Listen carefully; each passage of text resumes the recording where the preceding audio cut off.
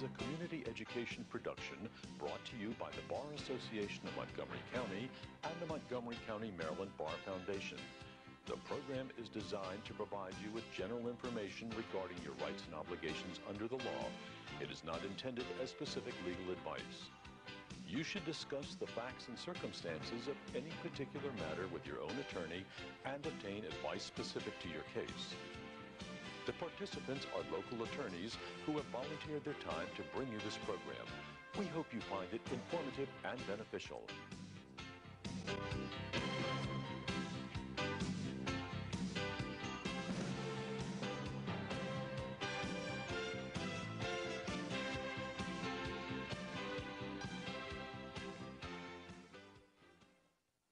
Welcome to Law School for the Public. My name is Laurie Cleary, and I'm a partner in the Bethesda law firm of Lurch, Early & Brewer. Among the many basic rights secured to all of us is the right to counsel. But what assistance does that guarantee of counsel mean one actually receives in a criminal prosecution? We know that public defenders are assigned to represent those who can't afford an attorney, but is the public defender's assistance available at every stage of the criminal prosecution? To help us understand what the right to counsel really means, we're fortunate to have with us two guests whose work over the past 3 decades has involved them in the cases that have shaped the right to counsel in Maryland. Paul B. DeWolf has been a criminal defense attorney for 32 years, and for 22 of those years he has served as a public defender in Maryland. In 2009, after serving as district public defender for Montgomery County, Paul was appointed public defender for the entire state of Maryland. Paul is only the 4th attorney to hold this position in the agency's 40-year history, leading an office that has grown to 570 attorneys. Paul is a fellow of the American College of Trial Lawyers and has tried criminal jury trials in cases that range from misdemeanors to capital murder in state and federal courts. He currently serves on the board of directors of the National Association of Criminal Defense Lawyers and as secretary of the Criminal Law Section Council of the Maryland State Bar Association. He is a former president of the Maryland Criminal Defense Attorneys Association and of the Bar Association of Montgomery County. In 2008, the Maryland State Bar awarded Paul its Joseph P. Curran Award for Distinguished Public Interest Lawyer. John McCarthy joined the Montgomery County State's Attorney's Office as an assistant state's attorney in 1982, and in 1996 he was promoted to deputy state's attorney. A decade later, in 2006, he was elected to the top prosecutor role of state's attorney for Montgomery County. Over his career, John has prosecuted more than 200 major felony cases and won recognition not only as a top prosecutor, but also as a distinguished trial lawyer and the first Maryland prosecutor elected to membership in the American College of Trial Lawyers. John has served as president of the Maryland State's Attorneys Association and, like Paul, he is a past president of our county's Bar Association. Paul and John, welcome to you both. Thank you. Great to be here. John, can you tell us about your work as Montgomery County State's Attorney and how often your office prosecutes criminal matters in which the defendant is represented by a public defender? Well, I begin by saying we handle approximately, a ballpark figure, about 25,000 criminal matters a year in Montgomery County. I would estimate that the public defender is probably involved in roughly 50% of those cases. I think maybe the drunk driving cases and the incarcerable traffic cases, there might be a higher incident of private attorneys. But on the regular criminal dockets in Montgomery County, probably not unusual for Paul's staff to have maybe in some instances as much as 70% of the docket. Are there also instances in which criminal defendants represent themselves, where they choose not to have an attorney at all? Well, as the old adage goes, a person who chooses to represent themselves has a fool for a client. But yes, and I think we've all seen that, and the answer is yes. We're here to talk about the constitutional right you have to an attorney, but you have a corresponding right when you knowingly and intelligently waive your right to an attorney. Some might argue that's never a very smart thing to do. Never intelligent, but you can represent yourself legally if you choose to do so. And we've had some celebrated cases where that's happened. John Muhammad probably being maybe the most well-known. The sniper case might be the most well-known. Paul, you've spent nearly your entire career as a public defender, first in Montgomery County and now administering the whole state system. The public defender's office, how is that physically run, the office across the state that you administer? Does each county have its own? Well, unlike John's office, our agency is a statewide agency. So we have 12 districts, and they're arranged roughly along the judicial districts for the state of Maryland. And then we have 6 statewide divisions. So we do everything from juvenile court to misdemeanor court and district court to felonies. We represent people on appeals, on post-convictions. We represent parents in abuse and neglect cases. And so our agency, as you said, 570 lawyers doing a whole host of cases involving the right to counsel. So your office actually is sort of the physical manifestation of the right to counsel in Maryland or anywhere, the public defender. When you deal with pro se defendants or defendants who, as John was talking about, kind of waive counsel, do you ever act as, now I know in the federal system they call it shadow counsel, where the court doesn't think it's such a hot idea for the person to represent themselves and actually appoints a public defender? Does that ever happen? We don't. I know in the federal system they do have standby counsel. We've made a decision because our caseloads are so high that if a person waives counsel, then they have the right to represent themselves, and we don't step in and become standby counsel. That actually happened in the Sniper case. Okay. And, So that truly is a John waiver, and the That's judge is not going to do what's good for you, right, as might happen in the federal system. exactly. I see. Well, let's start and actually go back a little bit and define our terms, John. When we talk about the right to counsel, I think most people know it's a constitutional concept. It's something that we have in the Bill of Rights, but it's more than that, isn't it? Well, I think it's a right that a person who's charged with a criminal offense has to have legal representation at all critical stages of that procedure. Now, at some point in time tonight, we might actually get into a discussion, as we may have a difference of opinion as to where that critical stage actually begins. But that is a well-recognized right, both constitutionally across this country, because there are slightly different systems and how the criminal justice system begins and how you progress through the system from state to state. Sometimes the stage at which the right attaches and what is defined as a critical stage does differ from one jurisdiction to the next. And we are talking about criminal cases only. We're not talking about civil cases, right? That's correct. Okay. The constitutional protection only relates to criminal matters. So even if someone has a civil protective order or something entered against them, if it's really a civil case, they won't have counsel appointed, will they? Now, if you had a civil order, we actually talked about this in a previous show, but if you had a civil order of protection and you were in violation of a civil order of protection, that actually becomes a criminal matter, and then Paul's people would represent you I see. if you violate it. But if you just stay within in the strict confines of the civil order of protection, you are not entitled to an attorney. Either you can have an attorney, but one will not be provided for you if you are an indigent defendant. I see. So, Paul, how does the constitutional guarantee translate into the creation of a public defender office, and also in how you go about providing that counsel? When we say someone can't afford counsel, for instance, in the Miranda warnings that everyone knows from movies and TV, they hear people being Mirandized, and they hear them say that counsel will be appointed for you if you can't afford them. But what does it mean? I mean, lawyers are expensive. I think a lot of people would say, I can't afford a lawyer. But is there a test? Well, I think it might help your viewers to describe it this way. What the courts have generally said is that if someone is facing incarceration, if that critical decision is made whether someone is to go home or whether they're going to be detained, their liberty is going to be taken away, then that's when the right to counsel kicks in. Now, in terms of who and who is not indigent, I think the best way perhaps to describe it would be to say that what we do is there are 6 factors in the statute, but simply put, we look at what the crime is and what it would cost to hire an attorney in that community for that crime. And then we look at someone's disposable income to determine whether or not, for that case in that community, they could afford counsel. And it's much more complicated than that, but I think simply put, that's probably the best way to understand. Okay, but it's not a quick test in terms of you have to make below what the nationally recognized poverty level is or something like that.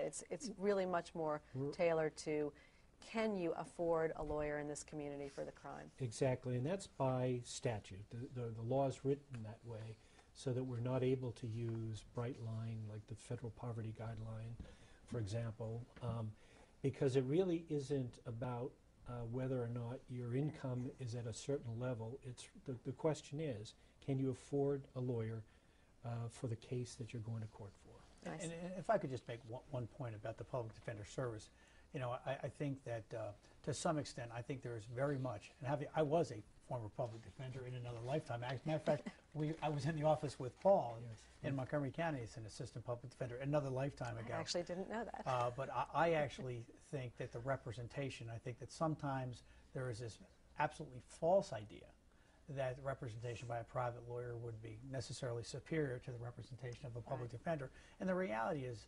that is just not the reality. I think that the members of the public defender staff, because of the level of experience they have, bring as much to the table almost in every instance as the private bar does. Again, now there are workloads that they are under and pressures they're under because of their caseloads that make that a unique challenge for them. But the representation you get, if you are an indigent person and represented by the public defender's office, is outstanding representation. I think actually the public defender's office is, I mean, these defenders are in court every day and working with the judges and the lawyers, the prosecutors. It kind of is an advantage, isn't it? Well, they're truly specialists. We don't have to learn family law. We don't have to learn property law. Our attorneys get to specialize in criminal law. And that's what they do for their whole career, provided that they stay in the office. So I appreciate John's comments about that, but I think a lot of it has to do with our training, with the fact that we are able to specialize, and that we have the collective wisdom, if you will, of a staff of 570 lawyers across the state that includes lawyers at every level, appellate, post-conviction, juvenile, and so we really have a wealth of experience and human resources to draw upon. I think when I worked in the federal defender's office back in law school, there often was the comment, "I want a real lawyer, not a public defender," and we would snicker, and the judges would snicker, because they knew that the public defenders were the ones who really knew this stuff, knew the people, knew the judges, knew, and that was a specialist position. You're right. So the clients of our public defender's office should feel privileged indeed.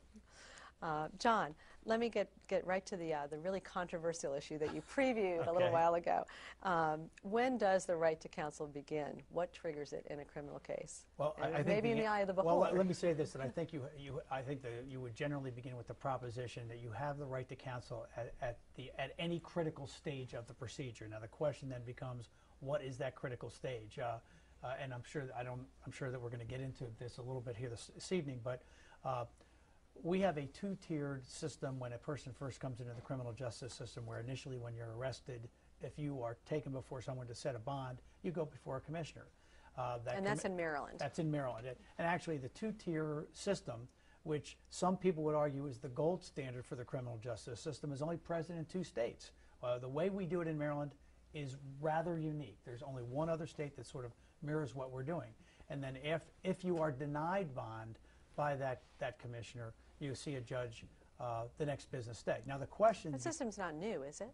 It's not a new system. It's not a new system, but the question now becomes, is that first appearance 24 hours a day, 7 days a week, 365 days a year, a critical stage? And if it is a critical stage, and there is now a case that has recently made its way through the court, you're entitled to legal representation immediately upon your arrest, which then would mean it would be incumbent upon the public defender's office in some fashion, or then if you could retain a private attorney or prosecutors to be present 24 hours a day, 7 days a week, 365 days a year for these hearings before commissioners, which is a game changer for everybody in the criminal justice system here in Maryland. Well, let me ask you, Paul. The right to counsel being triggered in a criminal case, I think you mentioned it earlier, involves your threat of incarceration, and what John has described as this two-tier system. I think the new case, if I'm not mistaken, bears your name, doesn't it? Yes, it does. So you're directly involved in that. You're actually a defendant in the case. Can you tell us about that and a little bit more about the case and really what happened in it? Yes, Lori, about 7 years ago, a lawsuit was brought in the city of Baltimore on behalf of 11 defendants who appeared before commissioners in Baltimore City, and they requested counsel. They were denied counsel, and the lawsuit was whether or not they were entitled under either the Public Defender Act, the state, or the federal Constitution to counsel.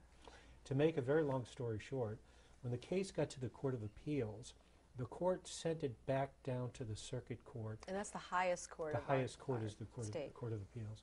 They sent it back down to the circuit court to include the public defender as a party in the case. So you had to be sued. And so my name is on the lawsuit in my official capacity as the head of the public defender's office.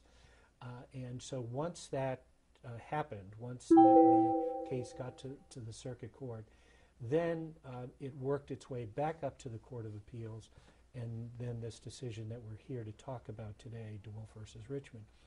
It was decided on September 25th, just a few weeks ago, and what the court said was under the Maryland Constitution now, not under the federal Constitution. And I think most people don't even know that we have a Maryland Constitution. The Maryland Declaration of Rights, which is the Maryland Constitution, actually predates the Bill of Rights. And it predates the United States Constitution by about 20 years. I think it was passed in 1776.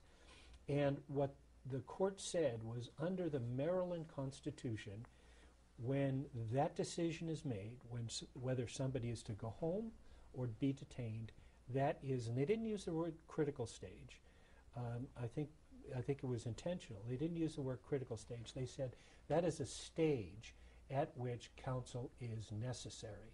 And so heretofore, anyone that is arrested in Maryland will have a constitutional right, Maryland constitutional right, to counsel whenever a decision is made whether their liberty is going to be taken away. So it's actually more broad. It's more broad than the federal Constitution at this point. I think that's why the court decided it. I think the critical stage language is what you typically saw in the Supreme Court cases interpreting federal law. Exactly. Right. I was going to say when Gideon v. Wainwright and the things that most people, to the extent they think about the landmark cases in the 60s that brought us the right to counsel, are thinking about the Supreme Court, but to learn that we actually have a Maryland constitutional issue here, I think would surprise many people. Well, the Maryland Constitution, the Declaration of Rights, the Bill of Rights was instituted following a lot of states' Declaration of Rights or their own Bill of Rights. And so they sort of mirror what was included in the Maryland Constitution. But what the court said in this Richmond case was that the Maryland Constitution is broader than the U.S. Constitution, and the due process rights under Article 24 of the Maryland Declaration of Rights is broader than the federal due process right under the 14th Amendment. I know it sounds There's a lot of interplay here sounds of like different a laws little and bit technical, different rights. But the court was very clear in saying that Maryland is different, and the rights of Maryland citizens are broader than the rights under the U.S. Constitution. From my perspective, and I think Paul and I respectfully disagree in terms of how this thing turned out, I think that it was a clever way because the state highest court, and that's who rendered this opinion, always is free to interpret its own laws as it sees fit, and it's the final arbiter of its own laws. Whereas in most constitutional issues, say the Fourth Amendment, there have been multiple cases where Maryland has consistently said that the Fourth Amendment in Maryland or the Declaration of Rights, Fourth Amendment, which gives you the same kinds of protections, shall be interpreted the same way.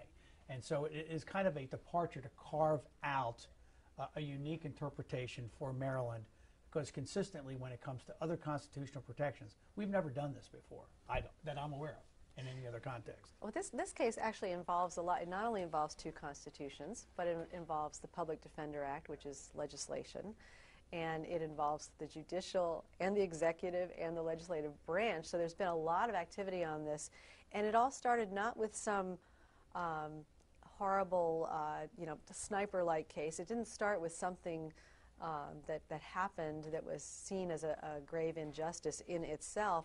It was really the public interest lawyers and the University of Maryland clinic coming up with this. Is that right? They studied the law and brought this case to try and right something that they thought was not happening that should.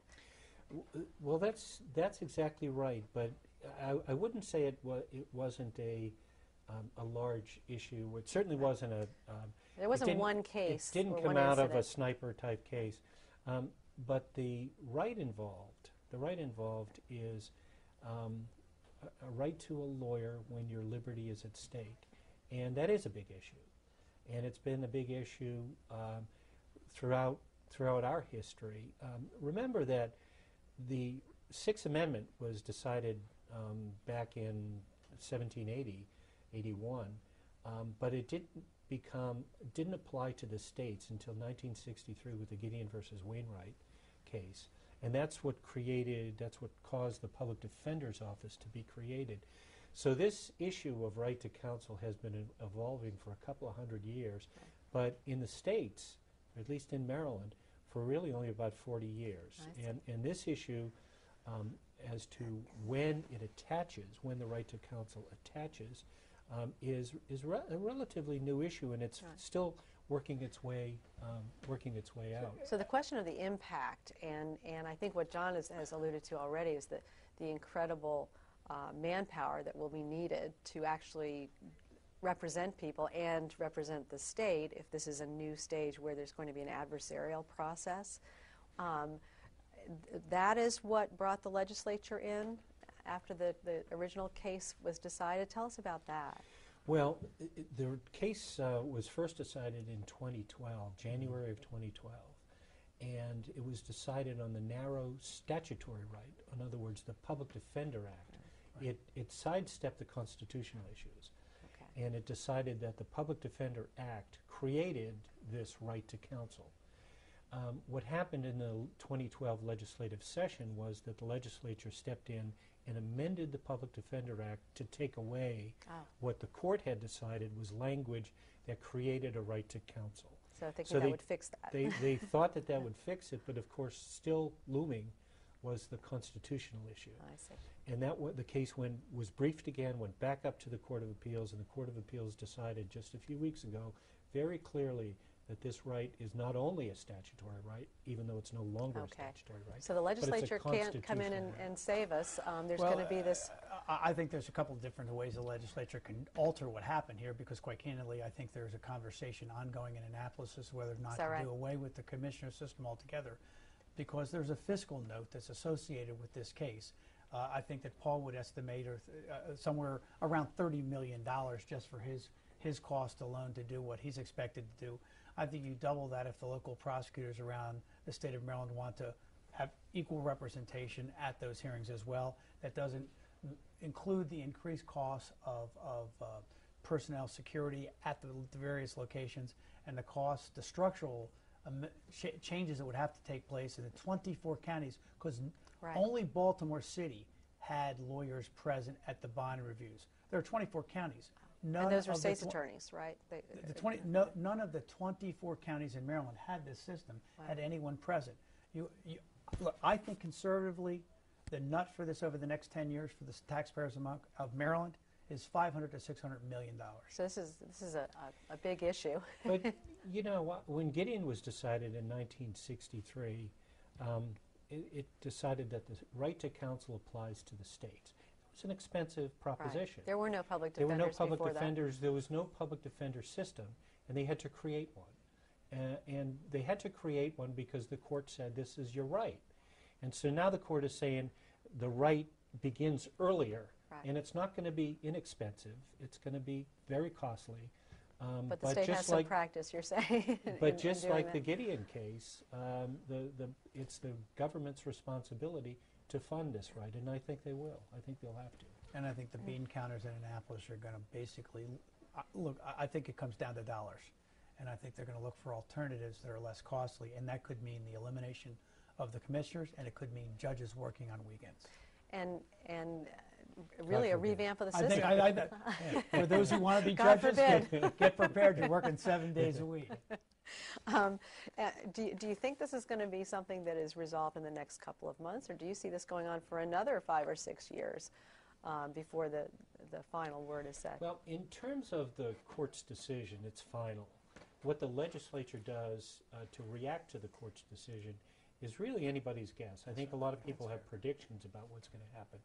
But for my office, we have to be prepared to implement this right within a few weeks.